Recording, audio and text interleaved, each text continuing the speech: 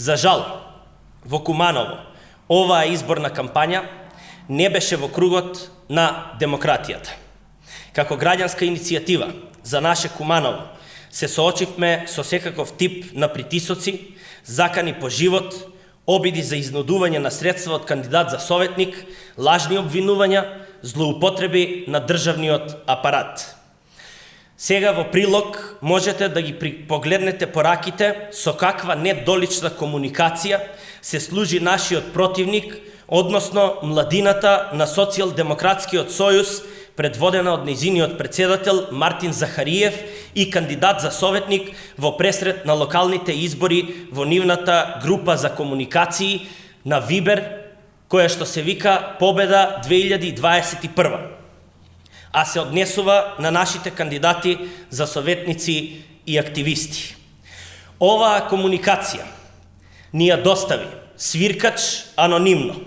Самиот Мартин Захариев на своите партиски другари им вели: и после недела ќе има шамари и клоци по плоштад. Мои блиски, 2-3, се наапани многу. По него, Драгана Коцевска, која што беше 2020 година на парламентарните избори кандидат за пратеник од СДСМ Куманово, истакнува: и јас сакам с Николаја некој бокс. Дали овие луѓе заслужуваат да се представници на нашата младина, на нашата иднина? Дали врз база на ова ги добиваат своите позиции и напредуваат? Оценете сами. Почитувани, насилството не е решение за вашиот изборен процес. Насилството не може никој пат да победи, посебно не во наше Куманово.